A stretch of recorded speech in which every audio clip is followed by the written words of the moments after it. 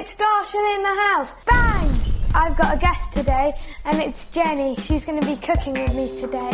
So my name is Jenny Tschiesche. I am the Lunchbox doctor, passionate about helping you guys create balanced, healthy lunches that are totally delicious and you totally want to eat, and so that nothing comes home to mum and dad at the end of the day. So we need about 435 grams, of sweet potato. So sweet potato, do you know what it's got in it, nutrient-wise? Carbohydrate. Yes, it has. Does it have fibre as well? It does, and something called beta-carotene. Beta-carotene turns into vitamin A in the body, which is called retinol. And if you think you've got something in your eye called a retina, that gives us a clue as to what beta-carotene can be useful for. Eye health. Chop the knobbly bits off the end. That's good, so if you press the button then it'll stop. So we can take It's a bit rowdy, isn't it? It is. See, that looks like the consistency of grated sweet potatoes. That's what we want. Preheat the oven to 180 degrees Celsius. So what we're going to do here, so we've got a piece of muslin, which is just a bit of fabric with small holes in it, and we're just going to put the sweet potato into there. Great stuff. So then into our sweet potato crust, we're going to add some grated cheddar and a little bit of salt and pepper. Do you want to chop off a small amount of cheddar? Yes. About 50 grams. And how long have you been cooking? Do you think you can guess 50 grams yet? Yes. Good, like that. I hope so. Chop it into smaller cubes so we can add. Brilliant. There we go. Let's go and see if we've got about 50 grams. That's 10, 20, 30, 40, 50. High five, Darshan. That is really impressive. I got that bang on. You did, really good. There we go. So you know there's no big lumps in there anymore because it's not going.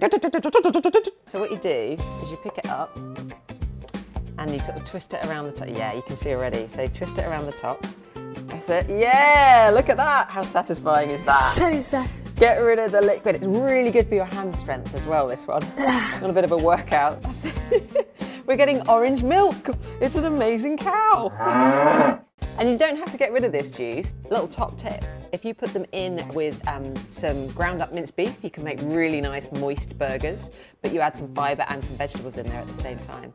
You could actually just drink it like a carrot juice, put a bit of ginger in there as well. That's a really nice thing to do.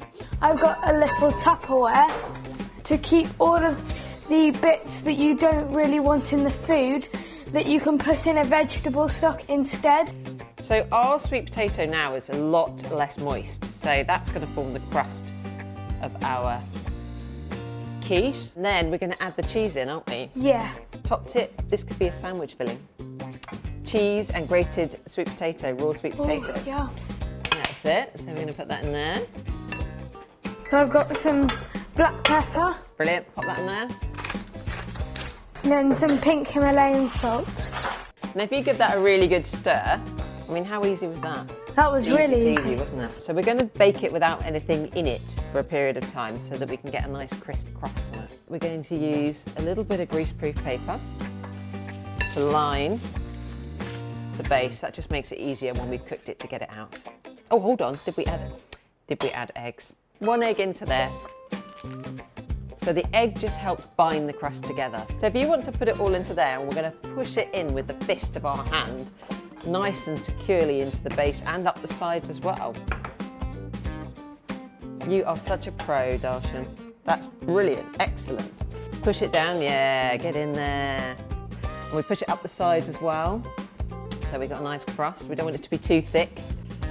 Yummy, yummy, yummy.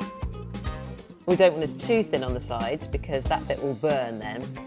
Also, we don't want any holes on the base because otherwise all that lovely egg will seep through. I mean, it'll cook, but it won't be the base then.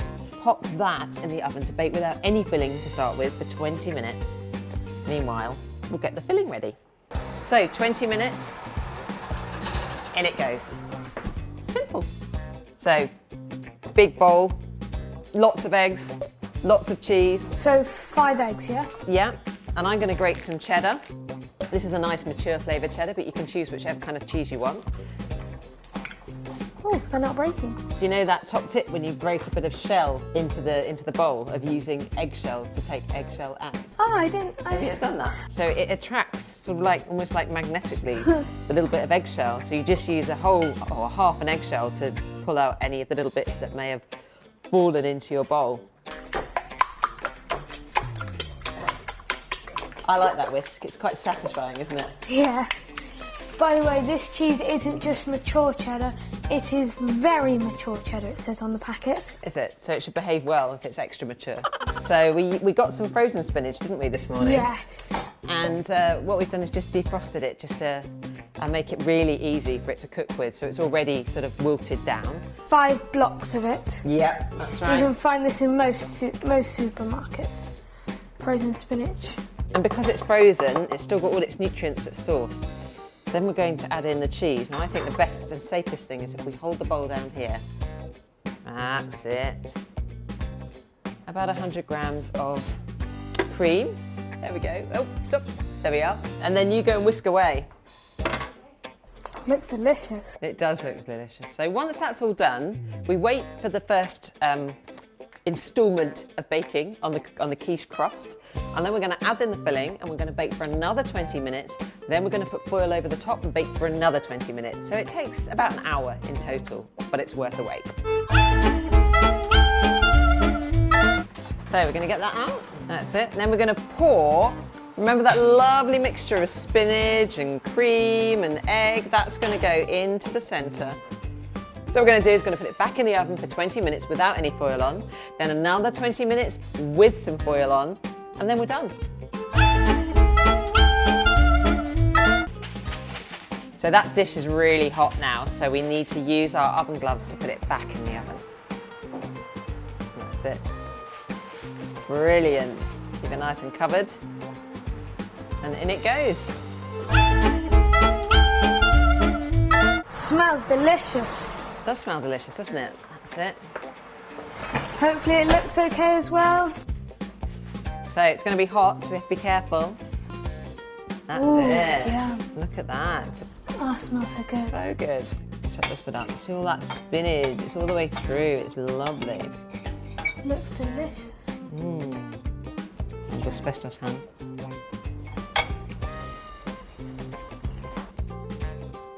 Tasty? Hot. Absolutely delicious. I'm just going back in for some more. Please try this recipe. It is delicious and mind-blowing. Jenny, thank you so much. I can't explain to you how tasty this is. So thank you so much for showing me how to do this. You're very, very welcome. Enjoy. So one of the easiest ways to make sure that you take a healthy lunch to school every day is to use Lunchbox Bingo. And all that means is talking and writing down what you want to have each day and making sure that each of the main food groups is covered off. So carbohydrate for energy, protein for muscles and for repairing things that you might have hurt or broken in the playground. Calcium, strong teeth, strong bones. Fruit and vegetables, make sure you don't get ill. And drink to make sure that you concentrate throughout the day. A tick in each of those 6 components every single day and you have Lunchbox Bingo, full house. So just use this as a simple framework and you can have the most delicious, healthy lunchboxes that keep you fit, strong and well.